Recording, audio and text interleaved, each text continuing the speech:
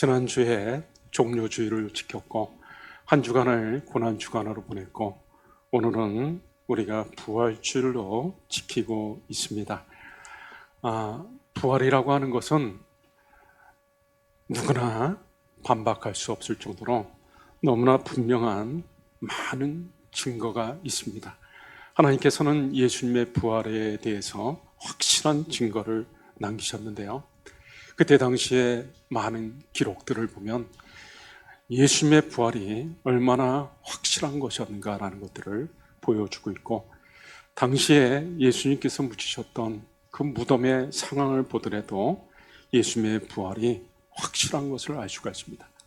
대제사장과 종교 지도자들은 예수님의 부활은 지어낸 것이다, 저들이 예수님의 시체를 가지고 훔쳐갔다라고 하면서 예수님이 부활하신 것을 부인했습니다. 그러나 만약 그들의 말이 사실이라면 예수님의 무덤은 많이 훼손돼야 맞습니다. 예수님의 시신을 훔쳐갔다 그러면 시신을 훔쳐갈 때 옷만 벗기고 몸만 가져가지는 않았을 것입니다. 세마포채로 예수님을 싸고 있었던 세마포채로 예수님의 시신을 가져가야 맞죠. 그러나 예수님의 무덤에는 그대로 마치 세마포에 사람이 빠져나간 것처럼 세마포가 그대로 그 자리에 놓여져 있었고, 예수님을 싼 수건도 같이 놓여져 있었습니다. 이것은 예수님께서 부활하신 것을 명백하게 보여주는 것이죠. 아무 훼손된 것이 없고 무덤이 그대로 보존되어져 있다라고 하는 것은 예수님이 온전하게 부활하셨다라는 것을 보여주는 것입니다. 그리고 무엇보다 예수님의 부활을 목격한 사람이 무려 513명이나 되었습니다. 예수님의 12제자는 말할 것도 없고, 예수님의 부활을 처음 목도한 막달라 마리아, 그리고 많은 여인들, 그리고 500여 명이나 되는 제자들이 모여있을 때 부활하신 예수님이 나타나셔가지고 예수님을 드러내 주셨습니다. 513명이나 되는 부활의 증인이 있는데 예수님의 부활이 아니라고, 거짓이라고, 지어낸 것이라고 말을 할 수가 없는 거죠. 예수님의 부활이 확실한 것은 예수님이 부활하신 것이 너무나 충격적인 것이 되었기 때문에 예수님이 부활하신 날 예배를 드리게 된 것입니다. 과거에 구약시대 때는 수천 년 동안 토요일 날 안식일을 정해가지고 하나님 앞에 안식일을 지켰습니다. 그러나 예수님이 죽음 권세 깨뜨리시고 부활하셨을 때 그 부활이 너무나 큰 사건이었기 때문에 주님이 부활하신 날 일요일, 토요일이 지난 일요일 날 부활하셨기 때문에 일요일을 주의 날이라고 해가지고 예수님이 부활한 다음부터는 수천 년 동안 지켜오던 그 형식에서 벗어나서 주일날 예배를 하나님께 드린 거죠. 이것은 부활이라고 하는 일이 확실하게 일어나지 않았으면 이런 일은 있을 수가 없는 것입니다. 마지막으로 제자들의 확실한 변화를 볼 수가 있죠. 예수님의 제자들은 예수님이 십자가에 못 박혀 죽을 때만 해도 두려워하며 떨었습니다. 예수님의 수제자였던 베드로조차도 예수님을 버리고 도망갔고 3번이나 부인을 했습니다.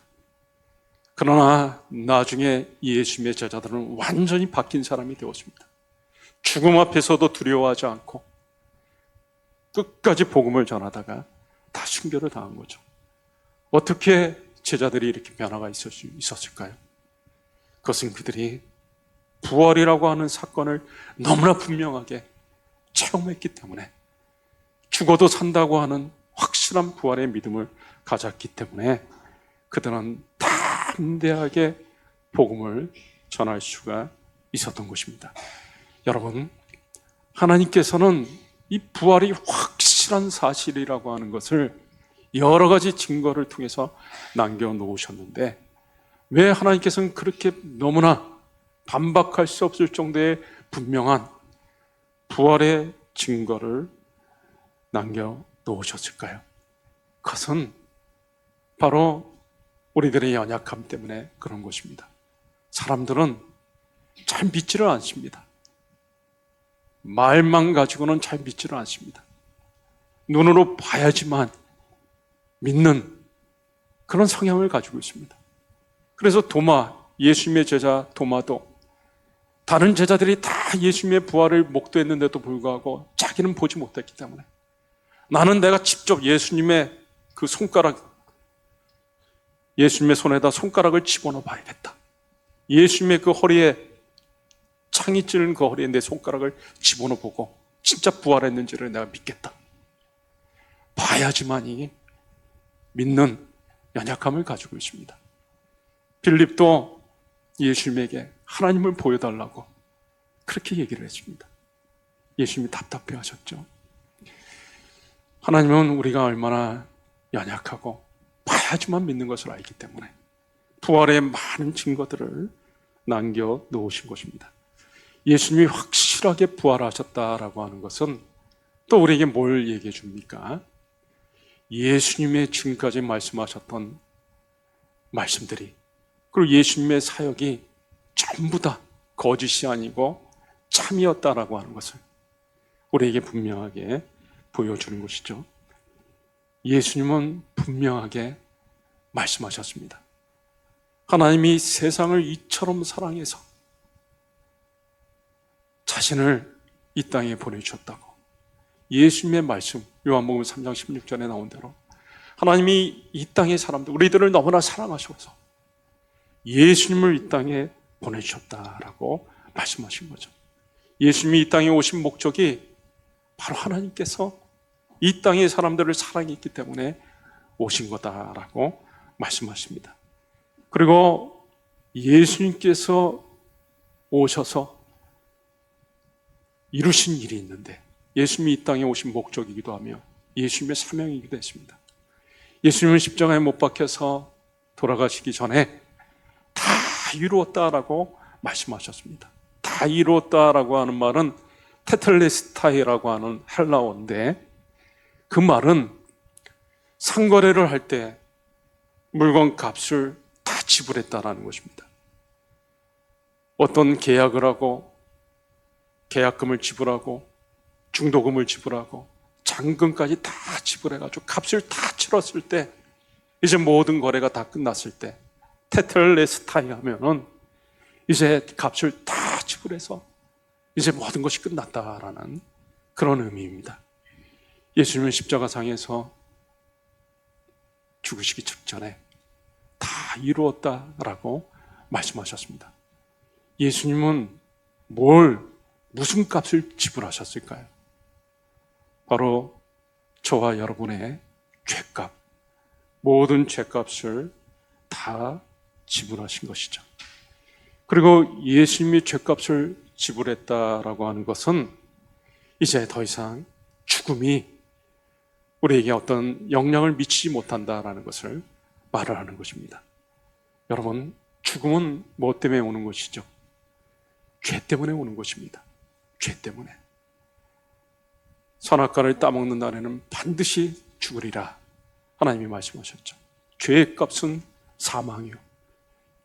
죽음은 죄 때문에 오는 것인데, 예수님이 십자가상에서 우리의 모든 죄값을 다 지불하셨기 때문에 우리는 더 이상 죄값인 죽음을 겪을 이유가 없어진 거죠.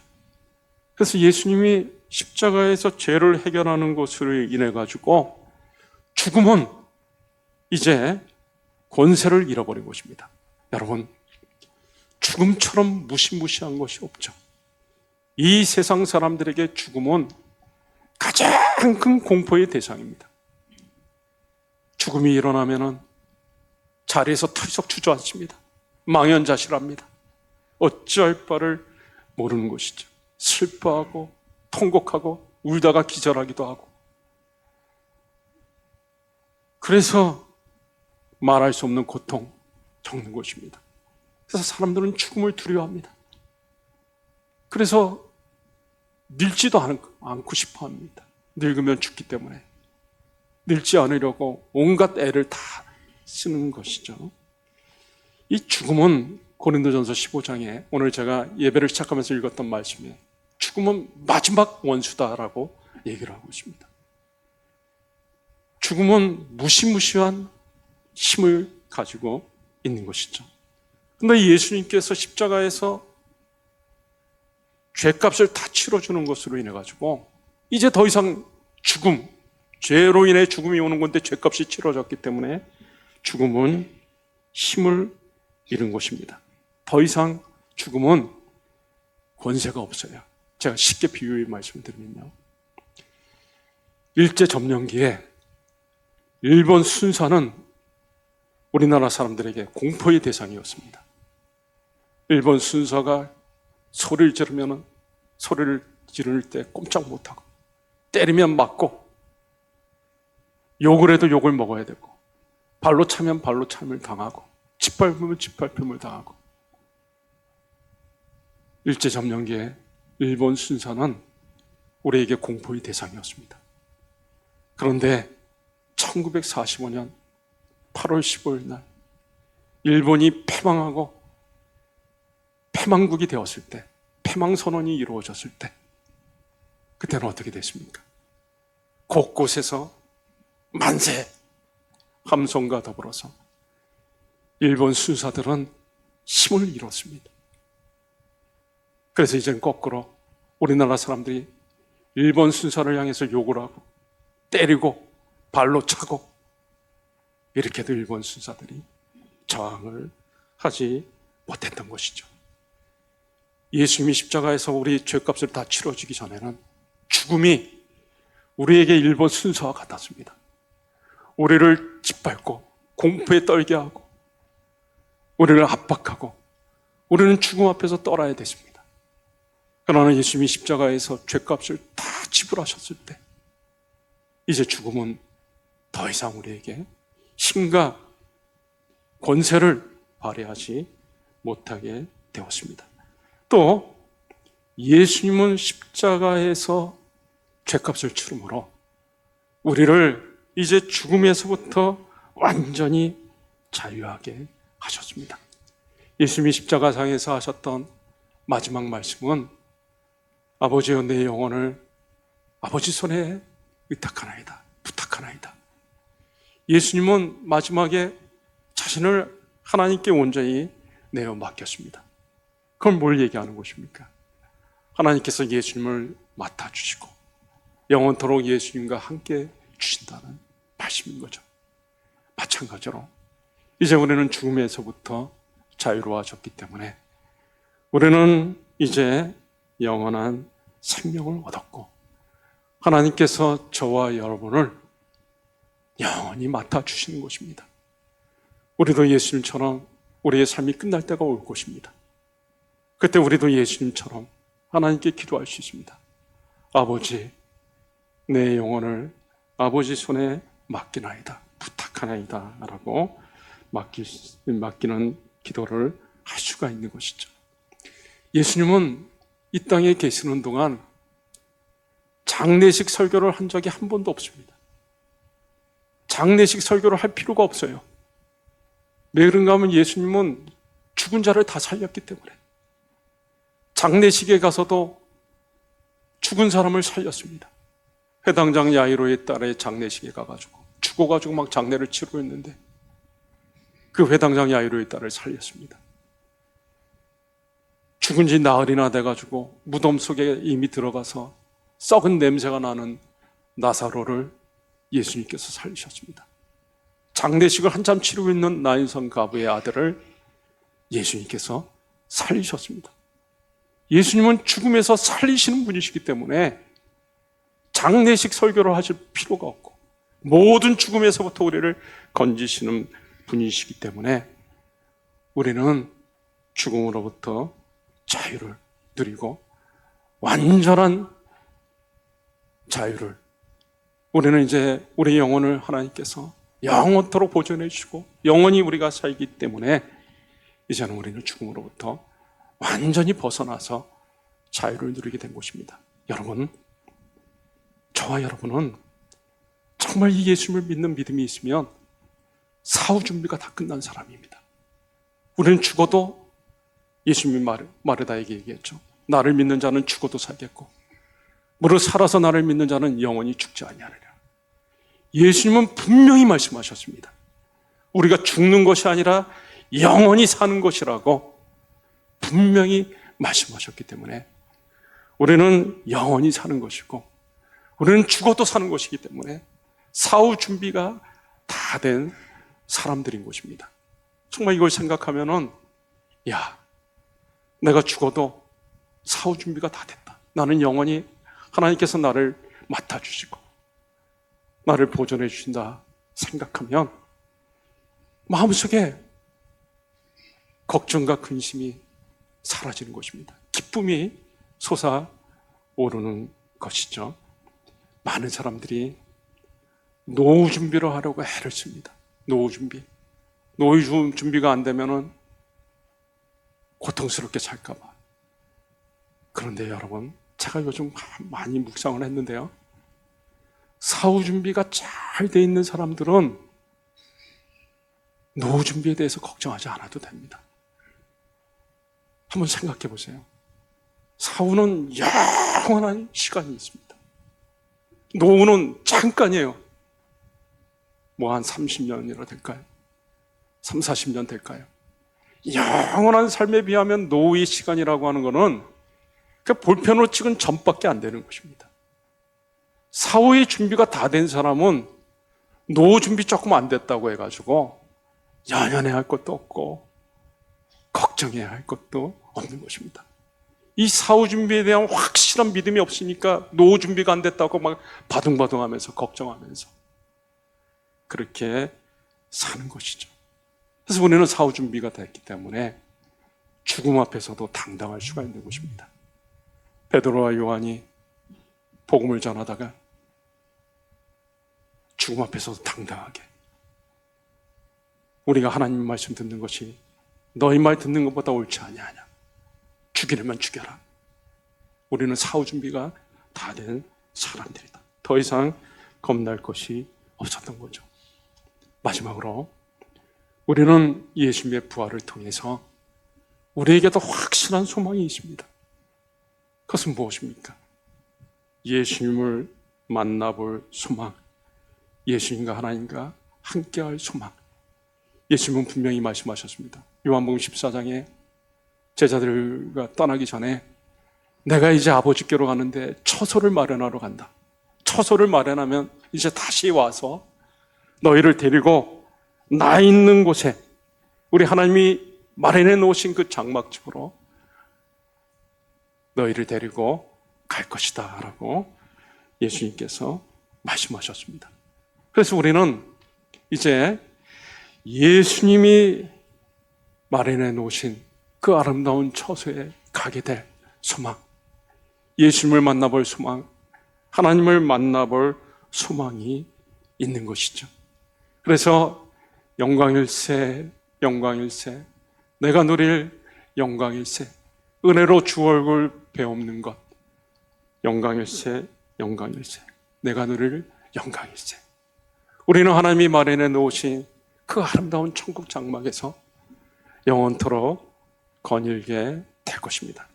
제가 얼마 전에요, 경복궁에 한번 간 적이 있었는데요. 경복궁에 갔다가 경복궁에서 많은 사람들이 있는 것을 보고 놀랐습니다. 그런데 외국인들이 그렇게 많더라고요. 외국 여자들이 와가지고는 한복, 우리나라 한복을 입고서 그 경복궁 곳곳에서 막 돌아다니면서 사진을 찍는 거예요. 저 사람들이 왜 저렇게 한복을 입고서 돌아다니면서 사진을 찍나 생각해 보니까, 가만히 생각해 보니까 그게 외국인들이 제일 좋아하는 거더라고요. 우리나라 옛날에 왕의 가족들이 그 궁궐에서 지내면서 왕의 가족들이 지냈던 것들. 그래서 자기들이 마치 왕이 된 것처럼, 마치 중전이 된 것처럼, 왕족이 된 것처럼 그 왕궁에서 한복을 입고 거닐면서 그 누리는 거죠. 창덕궁에 가면 창덕궁 뒤에 정원이 하나 있습니다. 여러분들 중에 아마 구경하신 분들도 많이 있으리라 생각되는데요. 지금은 공식 명칭이 후원이라 그러고, 저는 옛날에 비원이라고 막 불릴 때 한번 방문한 적이 있었는데요. 왕의 정원, 왕의 가족들이 일을 하고 그곳에 가서 쉬고 사색도 하고 놀기도 하고 가족들이 재밌게 보내는 공원입니다. 그는 왕의 가족들이 지낼 수 있는 아주 은밀한 공간이기도 해가지고 비밀스러운 정원이다 해서 비원이라고도 불리기도 했던 곳이죠. 아주 자연의 기가 막힌, 우리나라 비원은 정말 자연환경을 잘 활용해가지고 얼마나 아름답게 만들지 모릅니다. 여러분 한번 비원 한번 가보세요. 그런데 비원 구경하는데 얼마인지 아십니까? 그건 모르시죠? 네.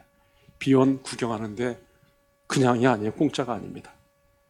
5,000원을 내야 돼요. 5,000원. 구경하려면.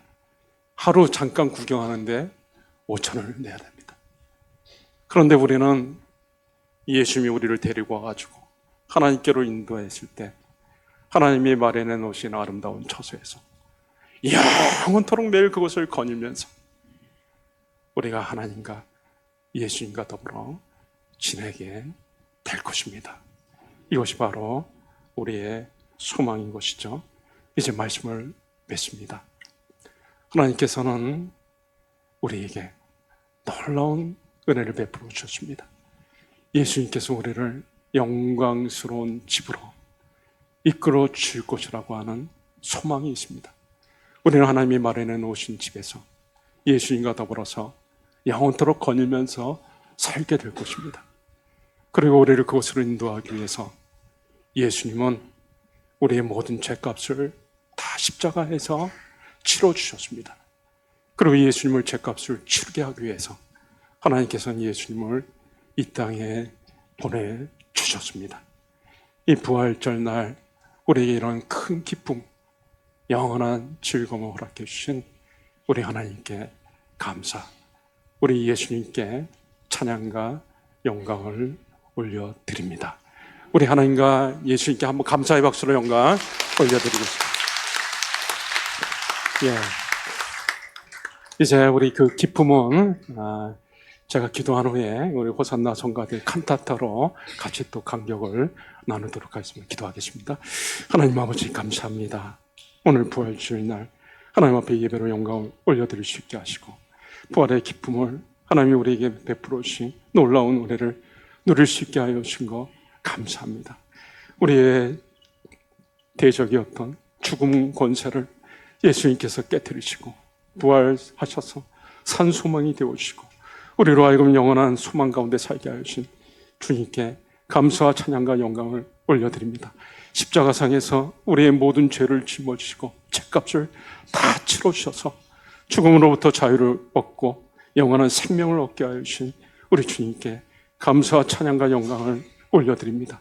우리를 너무나 사랑하셔서 사랑하는 독생자 예수님까지 아낌없이 보내주신 하나님 아버지께 감사와 찬양과 영광을 올려드립니다. 영광 받으시옵소서. 예수님의 이름으로 기도하옵나이다. 아멘.